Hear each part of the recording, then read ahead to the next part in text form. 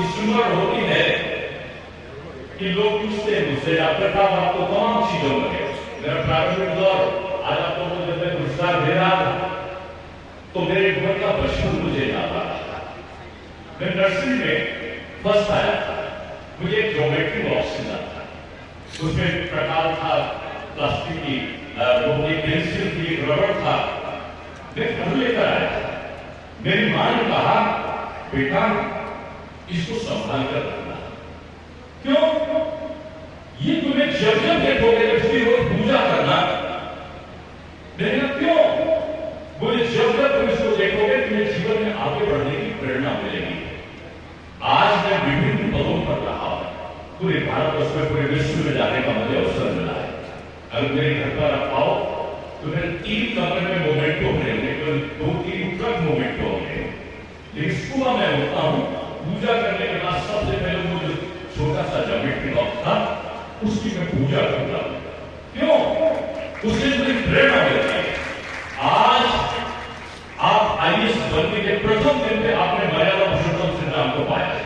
जीवन जीने की मर्यादा को सीखने का भाव आपको वो चित्र के रूप में मिला है, अयोध्या में मिला है, श्री राम के चरणों में मिला है। इस फोटो को संभाल कर रखना, जहां जहां ट्रांसफर हो वहां ले जाना, अपने ऑफिस में काम कर रखना और नीचे लिख देना ये प्रभु राम का जो आपको जो प्रतीक मिला है। जब सुबह काम शुरू करना तो प्रभु राम के चरणों में प्रणाम करके अपना काम को प्रारंभ करना, आपका जीवन सफल होगा। इसलिए आप सौभाग्यशाली हो। वो जो नृत्य बोला लोग दास जी ऐसे संत की ये छोटी छावनी में आप लोग आए हो। अभी मैं यहाँ पर उनके जन्मदिन समारोह का आतिथ्य के रूप में मैं आया था। पुण्य स्थान पर आपने बहुत अच्छे और समाज के प्रति समर्पित लोगों से, हमारी देवी जी ऐसे लोगों से, हमारी चंद्रकांत जैसे लोगों से आपको पुरस्कार प्राप्त किया है। इसलिए मैं आपको हमेशा कहूंगा कि आप जीवन में सफलता के लिए एक खिलाड़ी, कौन सा खिलाड़ी जो गोल करने के लिए दौड़ता है, गोल करने वाले खिलाड़ी की तरीके से दौड़ना सीखना। आप रेफरी कभी नहीं बनना। 2 काम होता है फुटबॉल करने से, और रेफरी दौड़ता है, खिलाड़ी दौड़ता है। खिलाड़ी का लक्ष्य है गोल करना और रेफरी का लक्ष्य है कि उसकी गलती को देखना। आप गलती देखने वाले दौड़ने वाले मत बनना, आप खिलाड़ी बनकर गोल करने वाले व्यक्ति बनना। और इसके लिए आपको आगे जब चलना है ना तो आपके स्वतः की वो प्रेरणा होगी, वो आपको आगे ले जाती है। ईश्वर को ईश्वर हमारे अंतर में शक्ति को देता है। आप हमेशा याद रखो कि हम परीक्षा परमात्मा की, हम परीक्षा हमको परमात्मा की नहीं करनी, परीक्षा संसार की करनी है और प्रतीक्षा परमात्मा की करनी है और समीक्षा अपने आप ही करती रहनी है। हम करते क्या है? हम परीक्षा जो है परमात्मा की करते हैं, प्रतीक्षा हम शुभ की करते हैं और समीक्षा हम अपनी नहीं करते, हम समीक्षा दूसरों की करते हैं। जो अपनी समीक्षा करता रहता है जीवन में उसका पीछा करने वालों की संख्या ज्यादा होती है, अन्य विजय की यात्रा पर वो चलने वाला होता है। इसलिए आईएएस बन गया यही मेरा लक्ष्य नहीं है। मैं आगे और जाऊंगा, मैं समाज में काम करूंगा, समाज में प्रतिष्ठा बनाऊंगा। इसलिए हम लोग राम जी के दरबार में आए हैं और हर्षवर्धन से राम जी के प्रसंग बता रहे हैं। मैं आपको एक बुलेट पॉइंट बताता हूं जीवन में कि आप कैसे हर चीज पर आधिपत्य स्थापित कर सकते हो। एक बार प्रभु राम जब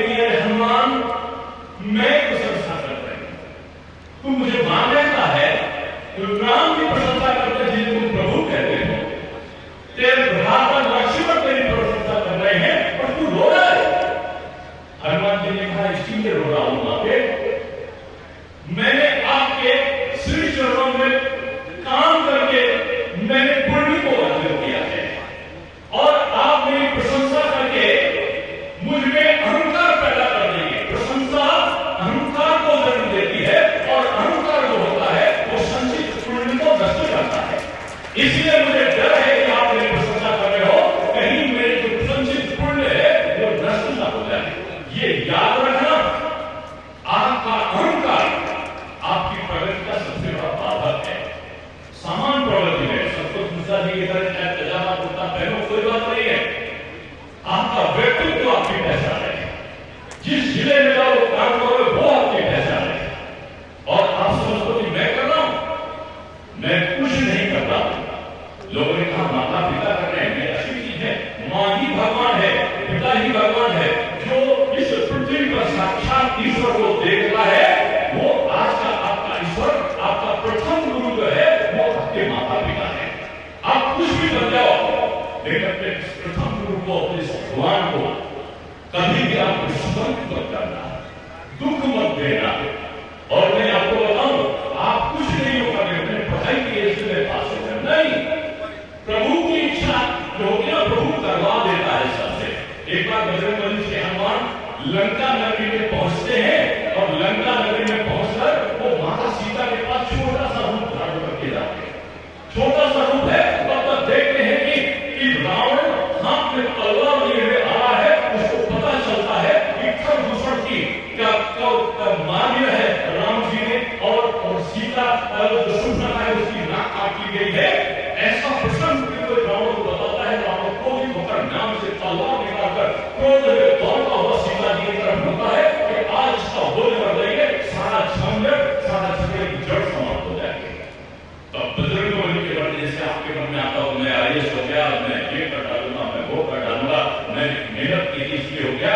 बजरंगबली के मन में आता है कि अरे मैं ना होता तो आज ये रावण माता को मार देता। अभी मैं अपने शरीर को बढ़ाता हूं और 5 मिनट में इसको पकड़ कर मार दूंगा। आज रावण का बल मैं यही कर करके माता सीता को छुड़ा कर चलाता होगा। तब तक देखते हैं कि मंदोदरी आ गई, रावण की पुत्री, और चिल्लाकर बोलती है, अरे राजन तुम विद्वान हो और तुम जो है शास्त्रों के ज्ञाता हो, एक स्त्री पर हाथ उठाओगे, एक आश्रित पर हाथ उठाओगे, ये शास्त्रोचित नहीं, आपको शोभा नहीं देता। रावण तुरंत अपने म्यान में तलवार रखकर वापस चला जाता है। तब बजरंगबली श्री हनुमान को पता लगता है कि प्रभु रावण की पत्नी से ही सीता माता को बचा लेते हैं। हनुमान की जरूरत नहीं पड़ती, प्रभु को जो कराना है वो किसी और से करा लेते हैं। और ये प्रभु की माया है। इसलिए अपने जीवन में ये मान के चलो कि तुम खुश हो गए हो तो ये प्रभु की अनुकंपा है। मैं सब मैं यही कहूंगा कि परिवर्तन निश्चित है और परिवर्तन किसी के हृदय का परिवर्तन होगा, किसी के समय का परिवर्तन होगा। लेकिन इस परिवर्तन में आपको एक चीज हमेशा याद करके चलना है कि जो भी हमारा लक्ष्य है उसको मुझे प्राप्त करना है। जो दुखी आदमी होता है वो दुख बांटता है और जो सुखी आदमी होता है वो सुख बांटता है। मुझे दुखी नहीं रहना। दुख का कारण क्या है? एक ने मुझसे पूछा तो मैंने कहा दुख का सबसे बड़ा कारण पड़ोसी का सुख है। पड़ोसी सुखी है कि जानकर हम दुखी होते हैं। जिस दिन पड़ोसी का सुख मेरा सुख और जिस दिन पड़ोसी का सुख मेरा सुख हो जाएगा, सबके भवन को सुखना, सबके सुख में जो मेरा सुख है वही मेरे जीवन का आधार होगा। इसलिए मैं आप सबको लेकर साधुवाद देता हूं, आपको बधाई देता हूं और मैं आपको कहूंगा कि कठिन समय हो तो तनाव मत पालो। जो तनाव है वो केवल समस्याओं को जन्म देती है।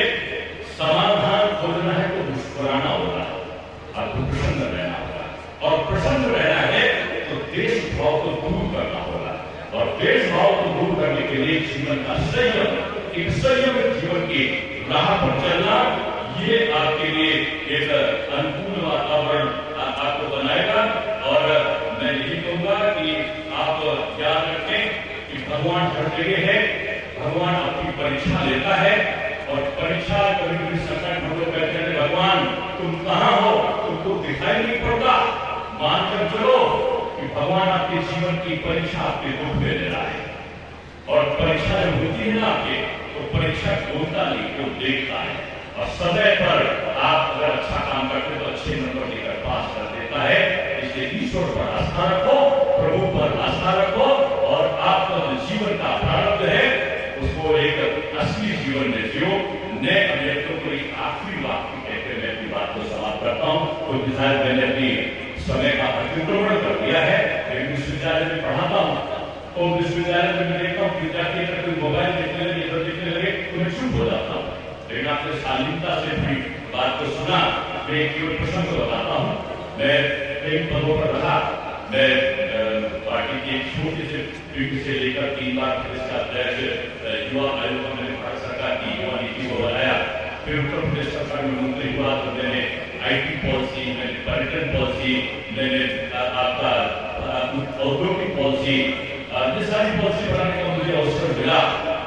मैंने जीवन में जो देखा है, मैं यही कहूंगा कि आप सब एक निर्धारित लक्ष्य के अनुसार काम को करो, और निर्धारित लक्ष्य आपका यही है कि समय पर उठना, समय पर सोना, और समय के बीच का जो समय है एक संतुलित व्यवहार करते हुए अपने बड़ों को जो सम्मान देता है, ईश्वर उसको अपने आप में आगे बढ़ने की राह दिखाता है। इसलिए जो वर्तमान पल है उसे अधिकतम देने की कोशिश करो, और जो भविष्य का पद है उसकी लालसा जरूर करो।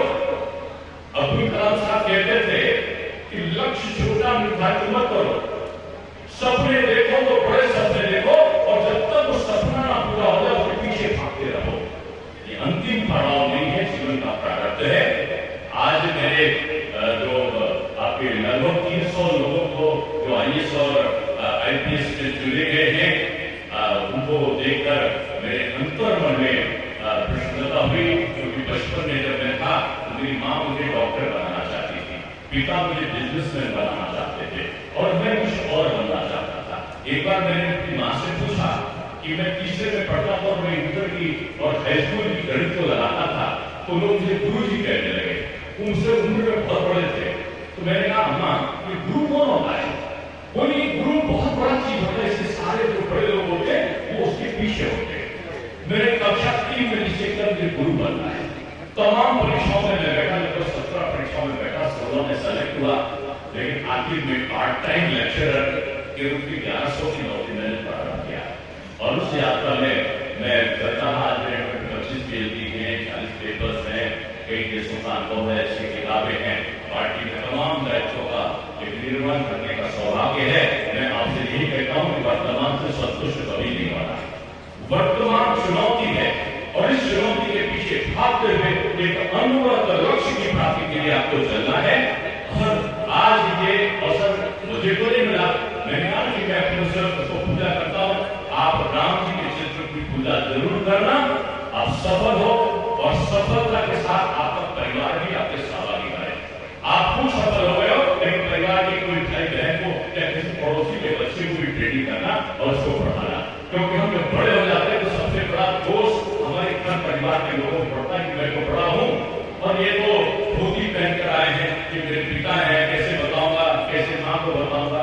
इन चीजों से दूर रहना। बहुत मेरी शुभकामनाएं हैं जो सफल हुए, और तो अगर नहीं सफल हुए तो उनको मैंने कहा है कि विफल की सलाह और सफल का अनुभव और स्वयं का विवेक ये जीवन की सफलता की कुंजी है। कुंजी आपके हाथ में रहे। इस समय समय पर बोलते हुए इस जीवन को सुखमय बनाकर